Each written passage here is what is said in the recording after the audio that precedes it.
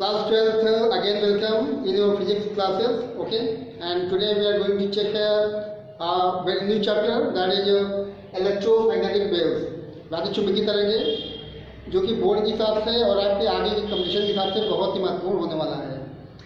और इस अध्याय की रूपरेखा आप लोग चेक कर लें। इसमें हम लोग को विस्थापन धारा, द डिस्प्लेसमेंट करंट, मैक्सवेल की जो समीकरणें हैं वो हमको चेक करना है, वैद्युत चुंबकीय तरंगों की अनुप्रस्थ प्रगति, the transverse nature of electromagnetic waves, इसके विषय में आपको बताया जाएगा। मैक्सवेल का वैद्युत चुंबकीय तरंग सिद्धांत क्या क्या होता है, इसके बिंदु क्या क्या है वो मैं आपको बताऊंगा। वैद्युत चुंबकीय तरंगों के अभिलक्षण क्या क्या हो सकते हैं वो आपको सीखना है। और फाइनली वैद्युत चुंबकीय स्पेक्ट्रम, ओके, इलेक्ट्रोमैग्नेटिक जो स्पेक्ट्रम होता है वो भी आपको यहाँ पे चेक कराया जाएगा। देखिए विद्यार्थियों, आपने जैसे अनुभव किया है, we are going to talk about the sunlight, सूर्य के प्रकाश की बात करते हैं, तो वो वास्तव में वैद्युत चुंबकीय तरंगें होती हैं। और जो स्पेक्ट्रम की मैंने अभी आपसे कहा, तो स्पेक्ट्रम में सनलाइट के अलावा भी कुछ तरंगें होती हैं जो कि वैद्युत चुंबकीय तरंगें होती हैं, ओके। उसमें gamma, X, U, V, I, M, R, ये सभी तरंगें जो हैं वैद्युत चुंबकीय तरंगें होती हैं। स्पेक्ट्रम में मैं इसको आपको बहुत ही डिटेल में बताने वाला हूँ। गामा किरणें, एक्स किरणें, अल्ट्रावायलेट, पराबैंगनी, विजिबल, दृश्य, इंफ्रा, अवरक्त, माइक्रो, सूक्ष्म तरंगें, लास्ट में रेडियो तरंगें हैं। इनको बढ़ते हुए लंबा या बढ़ते हुए तरंग दैर्ध्य क्रम में रखा गया है। इसकी चर्चा हम लोग बाद में करेंगे। हम लोग का जो चैप्टर है वैद्युत चुंबकीय तरंगें, तो इसकी शुरुआत करने के पहले मैं आपको ये बता दूं कि जो आपने पहले की घटनाओं में पढ़ा हुआ है, वैद्युत धारा का चुंबकीय प्रभाव, मतलब जब किसी आप चालक में करंट पास कराते हैं तो उसके चारों ओर एक चुंबकीय क्षेत्र स्थापित हो जाता है। When you are going to pass current I in any conductor, definitely there will be a establishment of magnetic field, okay? तो आपने वैद्युत धारा के माध्यम से चुंबकीय क्षेत्र स्थापित किया, और यदि हम चुंबकीय क्षेत्र को परिवर्तित करें तो उससे वैद्युत धारा भी स्थापित हो जाती है। आपने फैराडे का जो नियम देखा हुआ है, लेंज का नियम आपने पढ़ा हुआ है, उन सभी में सब चीज़ें बताई गई हैं, ओके। और यहाँ पर वैद्युत चुंबकीय तरंगों के माध्यम से आपको ये समझना है कि यदि परिवर्ती वैद्युत क्षेत्र, ओके, परिवर्ती वैद्युत क्षेत्र की अगर हम स्थापना कर ले जाते हैं तो उससे भी इलेक्ट्रिक करंट या वैद्युत धारा स्थापित हो सकती है। ये चीज़ आपको ध्यान रखनी है कि अगर हम इलेक्ट्रिक फील्ड की बात करते हैं, अगर ये चेंज हो रहा है विद द टाइम, समय के साथ में, तो हम लोग कह सकते हैं कि इसके द्वारा भी जो है करंट आई को स्थापित कर सकते हैं, ओके। तो देखिए वैद्युत क्षेत्र की मैंने बात की, परिवर्ती अगर वैद्युत क्षेत्र है तो उसके माध्यम से भी एक चुंबकीय क्षेत्र स्थापित किया जा सकता है। और इसी बात का समर्थन किया था क्लार्क ने, मैक्स क्लार्क, ओके। और जो मैक्सवेल का इक्वेशन है वो इसी बात की तरफ इशारा करता है, ठीक है। तो हम लोग आगे स्टार्ट करते हैं। तो देखिए मैं पहले आपको ले चलता हूँ एम्पियर का परिपथीय नियम, जो आपने पढ़ा हुआ है उसको आपको देख लेना है कि किसी भी परिपथ से बद्ध जो उसका रेखीय समाकल होता है चुंबकीय क्षेत्र का, वो उस क्षेत्र से में कितना करंट फ्लो होता है उसका म्यू नॉट गुना आप देख सकते हैं, ओके। ये जो नियम है ये एक्चुअली में एम्पियर का परिपथीय नियम, एम्पियर सेकेंड लॉ के नाम से जाना जाता है। और मैक्सवेल ने इस नियम को और मॉडिफाइड किया, क्यों किया उस पर हम चर्चा करने वाले हैं, ओके। और इसी चर्चा के बिंदु के अंतर्गत हम लोग चेक करेंगे कि क्या होता है विस्थापन धारा। आप यदि चेक करते हैं किसी भी कंडक्टर में, चालक में करंट आई पास कराते हैं, ओके, और यदि इस चालक के लिए हमें मैक्सवेल के पहले जो एम्पियर का नियम था, अगर वो चीज़ यहाँ पर अप्लाई करना है तो उसके लिए आपको एक बंद वक्र आपने कुछ इस प्रकार से मान लिया है, ओके, क्योंकि इसमें करंट आई का फ्लो होता है। और यदि हमें इस कंडक्टर की वजह से इसमें करंट आई पास होती है, अगर बी और डी एल का संबंध निकालना है तो निश्चित रूप से ये जो फॉर्मूला बनेगा B dot D L equal to mu not I अब आई का मतलब है कि इस जो कंट्रोल है, जो आपका बंद वक्र है, इसमें कितना करंट पास होता है। ओके, तो ये एम्पियर का प्रकृति नियम हो जाएगा। लेकिन यदि हम बात करते हैं एक कैपेसिटर के दोनों प्लेटों की, इस डायग्राम में देखिए 2 प्लेटें दिखाई गई हैं जो कि संधारित्र,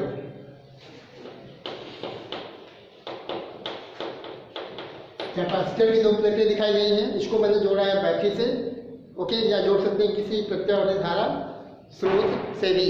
ओके, और यदि ये करंट आई इसमें फ्लो होता है तो इस बिंदु का मतलब है कि जैसे आपने यहाँ शो किया है,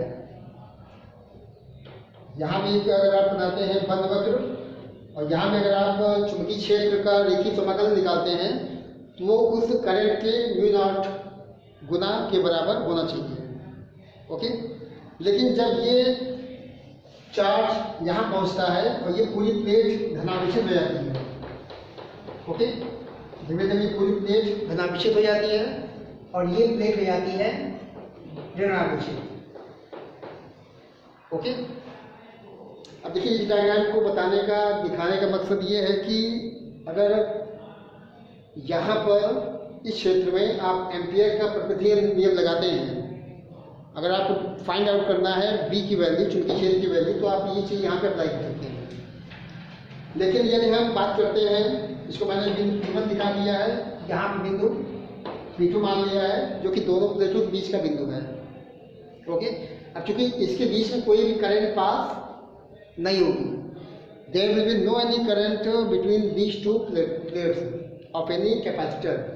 ओके, लेकिन इसके बाद भी एक करंट यहाँ पे फ्लो होता है, क्यों? ओके, अब एक्चुअली जो ये नियम था इसमें ये था कि अगर कोई चालक तार है उसकी वजह से आप जो बी निकालना चाहते हैं यहाँ से निकाल सकते हैं, लेकिन चूंकि यहाँ पर बीच में कोई मीडियम नहीं है, वैक्यूम है, स्पेस है बिल्कुल, उसके बाद भी यहाँ पे एक करंट फ्लो होती है। ओके, और ये करंट का फ्लो जो है किसी और कारण से भी हो सकती है। एक चीज और आप समझ लें कि यदि आप इस बिंदु P1 के आसपास कोई मैग्नेटिक निडल, मतलब कोई चुंबकीय सुई लाते हैं, तो इस चुंबकीय सुई में विक्षेप होता है, डिफ्लेक्शन होता है निश्चित रूप से, चाहे चुंबकीय सुई आप यहाँ रखें चाहे यहाँ रखें, इस करंट की वजह से इस मैग्नेटिक निडल में विक्षेप होता है, डिफ्लेक्शन होता है। और यदि हम इस निडल को उठा के यहाँ पे ले आए बिटवीन दीज 2 प्लेट्स, तो यहाँ भी उस निडल में विक्षेप होता है। ओके, क्यों हो रहा है? जबकि यहाँ पे कोई भी करंट पास नहीं हो रही है। तो ये एक्चुअल में उस समय बहुत बड़ी चुनौती थी एम्पियर के सामने कि ये करंट जो कि यहाँ पैदा होता है क्यों पैदा हो रहा है। ये करंट जो यहाँ फ्लो होता है इसको हम लोग कहते हैं चालन धारा, कंडक्शन करंट, लेकिन यहाँ जो करंट फ्लो होगा उसको कंडक्शन करंट नहीं कहेंगे, पहली चीज़। और दूसरी चीज़ कि इस करंट के उत्पन्न होने के पीछे कारण क्या है, क्यों कोई कंपास सुई यहाँ पे विक्षेपित होती है, यहाँ पे विक्षेपित होती है, लेकिन यहाँ भी अगर कंपास सुई बुलाते हैं तो वो विक्षेपित होने लगती है। Okay, that was a challenging task for ampere के द्वारा ये प्रतिपादित नहीं हो पाया। तो क्या एम्पियर का ये जो नियम बनाया गया था प्रतिदिन नियम, क्या फेल हो गया? दिस इज नॉट वैलिडेटेड है, ऐसा नहीं है। ये नियम सत्य है लेकिन ये अभी कंप्लीट नहीं है। This is not sufficient, this is not complete. तो इसको कंप्लीट किया था मैक्सवेल ने, क्योंकि उनका ये मानना था कि जो ये फार्मूला है ये भी इनकम्प्लीट है, इसमें आपको भी कुछ और जोड़ना पड़ेगा। तो हम उसी चर्चा करने वाले हैं कि कंपास सुई जो आपकी मैग्नेटिक निडल है वो यहाँ पर विक्षेप करता है, उसका कारण तो समझ में आता है क्योंकि आपने पढ़ा हुआ है वैद्युत धारा का चुंबकीय प्रभाव और स्टेट का प्रयोग आपने देखा हुआ है कि जब किसी सर्किट में किसी चालक में करंट पास कराते हैं तो चारों ओर चुंबकीय क्षेत्र स्थापित होता है। उसी चुंबकीय क्षेत्र के प्रभाव से यहाँ पर या फिर यहाँ पर कंपास सुई या मैग्नेटिक निडल विक्षेपित होती है, नो डाउट। लेकिन अब हम लोग जब दोनों प्लेटों के बीच में आते हैं जो कि कैपेसिटर की प्लेटें हैं, इनके बीच में वैक्यूम है, निर्वात है, खाली स्थान है, कोई भी करंट यहाँ पे पास नहीं हो रही है, उसके बावजूद कंपास यहाँ पे विक्षेपित क्यों हो रही है? इसका मतलब कि यहाँ कोई न कोई करंट अवश्य होनी चाहिए। ठीक है, तो इसकी थ्योरी हम नीचे करते हैं ऐसा क्यों हो रहा है। अब आप ध्यान दें कि ये जो प्लेट है, पहली प्लेट धनावेशित हो जाती है, ये जो सेकेंड प्लेट है नेगेटिव चार्ज हो जाएगी। ओके, और एक वैद्युत क्षेत्र ई के फॉर्म में इस प्रकार से डेवलप हो जाता है। ओके, दोनों प्लेटों के बीच में एक वैद्युत क्षेत्र ई स्थापित हो गया है। यदि मैंने प्लेटों का क्षेत्रफल ए मान लिया है, दोनों का क्षेत्रफल कितना दिखाया गया है? कैपिटल ए के फॉर्म में, और एक वैद्युत क्षेत्र जो बना है वो एक प्लेट से दूसरी प्लेट की ओर धन आवेश से ऋण आवेश की ओर उत्पन्न हो जाता है। ओके, तो आवेश का पृष्ठ घनत्व सिग्मा का फॉर्मूला चेक कर लें। सिग्मा इक्वल होता है Q अपॉन A।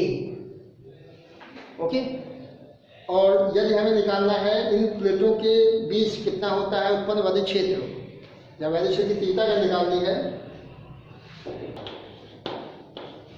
यदि हम लोग मानते हैं कि प्लेटों का क्षेत्रफल है वो ए के फॉर्म में दिखाया गया है, प्लेटों का क्षेत्रफल ए, और यहाँ पे हम लोग निकालते हैं आवेश का पृष्ठ घनत्व। Okay, surface density of charge sigma, and sigma will be Q upon A। Okay, और ये जो इलेक्ट्रिक फील्ड बना हुआ है एक प्लेट से दूसरी प्लेट की ओर ई के फॉर्म में, वैद्युत क्षेत्र की तीव्रता हमको चेक करना है। E इक्वल टू, इस कंडीशन में प्लेटों में कितना वैद्युत क्षेत्र स्थापित होगा, वो हो जाएगा सिग्मा अपॉन एप्सिलॉन नॉट, और सिग्मा की वैल्यू देखिए Q अपॉन A। ओके, तो मैं Q upon A epsilon not, ये वैद्युत क्षेत्र की तीव्रता हो जाएगी। ओके, अब आपको मैं ये बताता हूँ कि P1 P2 जो दो पॉइंट लिए गए हैं उन पर क्या हो रहा है। संक्षिप्त में P1 पॉइंट पे और ये P2 पॉइंट पे।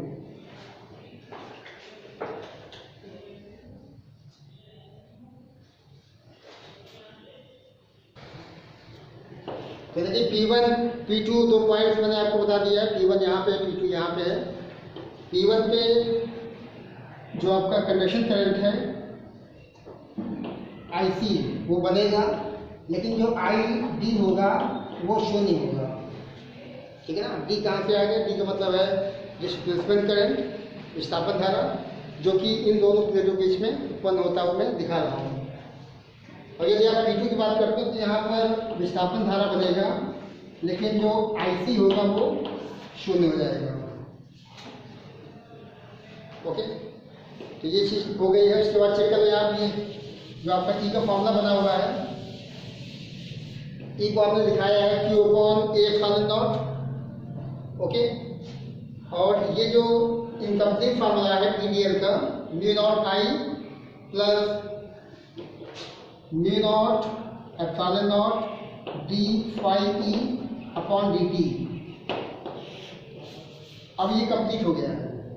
और ये जो फॉर्मूला है ये एम्पियर का मैक्सवेल का नियम कहलाता है, दोनों मिक्स करके बनाए गए हैं, क्योंकि इसमें एम्पियर का प्रतिभेद नियम यूज किया गया है और साथ में मैक्सवेल का जो करेक्शन था, मैक्सवेल का जो इसमें मॉडिफिकेशन शो किया गया वो इस फॉर्म में शो किया गया है। ओके, अब आप इसको ध्यान से अगर देखते हैं तो ये जो म्यू नॉट आई यहाँ मिलता है, ये जो आई लिखा है ये कंडक्शन करंट है, चालन धारा, और ये जो म्यू नॉट मतलब ये भी आई होना चाहिए। ओके, ये भी क्या होगा, ये भी आई होगा। अब कितना लिखेंगे, epsilon not d phi A upon dt, mu not I, mu not ये भी आई मैंने शो कर दिया है, ये आई कितना है, epsilon not d phi E upon dt। Okay, अब आप फाई E की बात कर लेते हैं। फाई E का मतलब होता है E into A, E into A, और ये phi E equal to E का मतलब यहाँ से कर लें जो हो जाएगा Q upon A epsilon not into A। Okay, ये A कट जाएगा, ये आएगा Q अपॉन एप्सिलॉन नॉट। अब हमें चेक करना है कि डी फाई ई का अगर हम लोग निकालते हैं अवकलन टी के सापेक्ष, D phi E upon D T, ये हो जाएगा 1 upon epsilon not D Q upon D T. Okay, और यहाँ पर अगर ध्यान से देखें D Q upon D T that is I, D Q upon D T आपका हो जाएगा आई। यहां चेक करते हैं,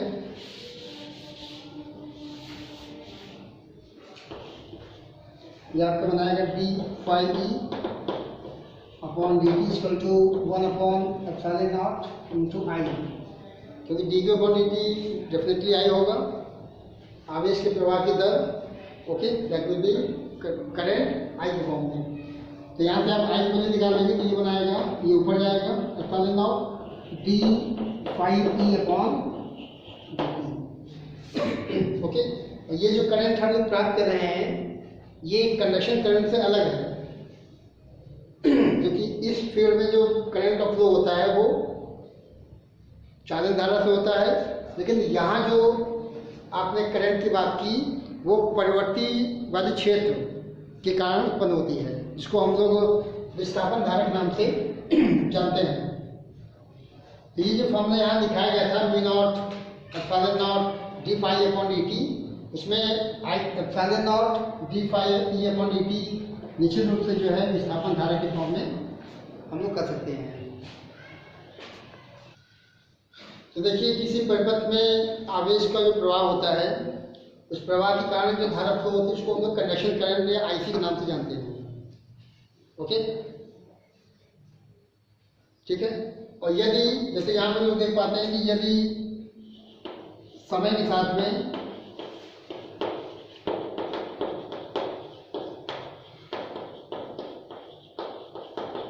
परिवर्ती वैद्युत क्षेत्र के कारण जो धारा प्रवाहित होती है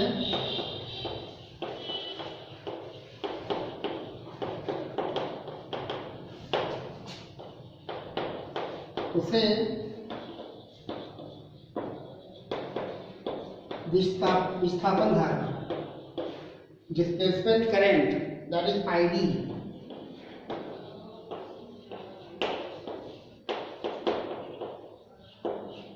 ओके। तो इसे आप समझ लें, क्योंकि कंडक्शन करंट आप हमेशा देखते आए हैं, आवेश के प्रवाह के कारण जो धारा प्रवाहित होगी कंडक्शन करंट में आएगी। लेकिन अगर समय के साथ में जो वेरिएबल इलेक्ट्रिक फील्ड है ओके विद द टाइम, इसके कारण जो धारा प्रवाहित होती है उसको हम लोग विस्थापन धारा या आईडी को जानते हैं। अब आप यहाँ फिर चेक कर लें कि जो आपका एम्पियर मैक्सवेल का जो नियम बनेगा कैसा बनेगा। यदि यहाँ मान लीजिए चुंबकीय क्षेत्र V1 के फॉर्म में है, ओके, यहाँ चुंबकीय क्षेत्र V2 के फॉर्म में है, ठीक है, क्योंकि यहाँ भी चुंबकीय क्षेत्र बनेगा इस करंट की वजह से, और यहाँ भी चूंकि इलेक्ट्रिक फील्ड लगातार चेंज हो रहा है, उस इलेक्ट्रिक फील्ड के चेंज होने की वजह से भी बी यहाँ पे बनता है। क्योंकि मैंने आपको शुरुआत में कहा कि यदि आप कंपास नीडल या जो मैग्नेटिक नीडल होता है कंपास सुई, इसको आप चाहे यहाँ रखें चाहे यहाँ रखें, दोनों ही अवस्थाओं में वो विक्षेपित होती है। तो इसका सीधा मतलब है कि यहाँ भी चुंबकीय प्रभाव है, साथ में यहाँ भी चुंबकीय प्रभाव स्थापित हो रहा है। तो B1 मैंने यहाँ मान लिया, B2 यहाँ मान लिया, तो कुल B का मान हो जाएगा B1 प्लस B2, ओके। और यदि मैं रेखीय समाकल लेता हूँ इस क्षेत्र का या फिर इसके बीच में क्षेत्र का, तो ये B डॉट DL शो कर दिया है, equal to that is B1 dot DL plus B2 dot DL, okay. तो ये चेक करना, ये जो BDL आपको मिलने वाला है कुछ इस प्रकार से बनेगा, V1 dl निकालना है, इसका मतलब this is V not I, okay. And finally V2 का मान यहाँ चेक कर लेंगे, ये आपका था V नॉट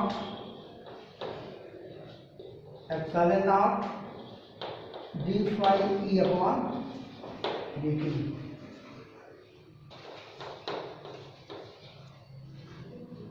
तो ये देखिए म्यू नॉट I प्लस ये जो लिखा है म्यू नॉट एप्सिलॉन नॉट, इसको हम लिख सकते हैं d E into A upon dt। ये भी एक फॉर्म हो सकता है, ठीक है ना। और यदि आप कॉमन निकालते हैं म्यू नॉट तो ये बनेगा I plus epsilon not d E A upon dt। तो ये जो करंट शो किया गया इसको हम लोग कंडक्शन करंट मान सकते हैं, दिस इज IC। एंड ये जो आपका करंट यहाँ फ्लो होता है इसको हम लोग कर सकते हैं ID, डिस्प्लेसमेंट करंट। तो फाइनली ये जो इक्वेशन हम लोग को प्राप्त हुआ है लास्ट में, इसको हम लोग मैक्सवेल एम्पियर के नियम के नाम से भी जानते हैं।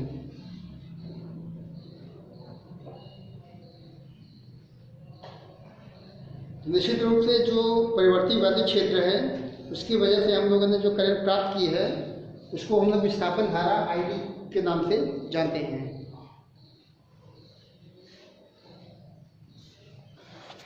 तो निश्चित रूप से समय के साथ में चेंज होने वाले, समय के साथ में परिवर्तीवादी क्षेत्र के कारण जो भी करंट का फ्लो होता है उसको हम लोगों ने विस्थापन धारा का नाम दिया हुआ है, ओके। और ये जो फॉर्म आप देख पाते हैं ये एम्पियर प्रपथीय नियम के अलावा मैक्सवेल का बीच में रोल है, क्योंकि एम्पियर का जो नियम था केवल यहाँ तक था।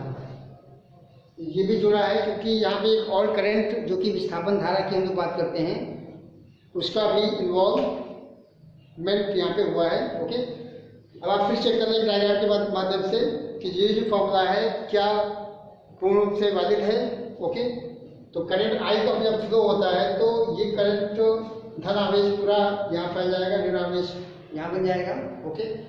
और यदि हम बिंदु P1 की बात करते हैं जो कि यहाँ कहीं पे है और एक यदि बंद वक्र बनाते हैं इस प्रकार से, ओके, तो ये यहाँ पे एक वैद्युत क्षेत्र या कहें वैद्युत फ्लक्स फाई बनता है, ओके।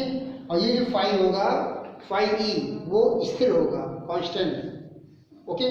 तो मैंने आपको ये बताया कि जो BDL है B dot DL that is V not I plus mu not epsilon not d phi upon dt, okay. यदि हम बिंदु P1 की बात करते हैं तो बिंदु P1 पर चूंकि स्थिर या नियत वैद्युत फ्लक्स है, मतलब phi E is constant, okay. IC या I का फ्लो तो होगा, लेकिन यहाँ पे जो अगर आप बात करते हैं वैद्युत फ्लक्स की phi E की बात करते हैं तो वो कांस्टेंट होगा। और यदि इसका हम लोग आउटलाइन करते हैं t के सापेक्ष and that will be 0, okay. phi E अगर कांस्टेंट है तो d phi E upon dt that will be 0, okay. तो definitely B dot DL will be mu not I, देखिए ये प्राप्त हो गया है। चलिए बात करते हैं बिंदु P2 की जो कि दोनों प्लेटों के बीच का एरिया है। तो यहाँ पर चूंकि जो इलेक्ट्रिक फील्ड है टाइम के साथ में लगातार वेरी कर रहा है, समय के साथ में लगातार चेंज कर रहा है, ओके। तो यहाँ जो आपका फॉर्मूला बनेगा B डॉट DL वो प्राप्त होगा कितना, वो प्राप्त हो जाएगा आपका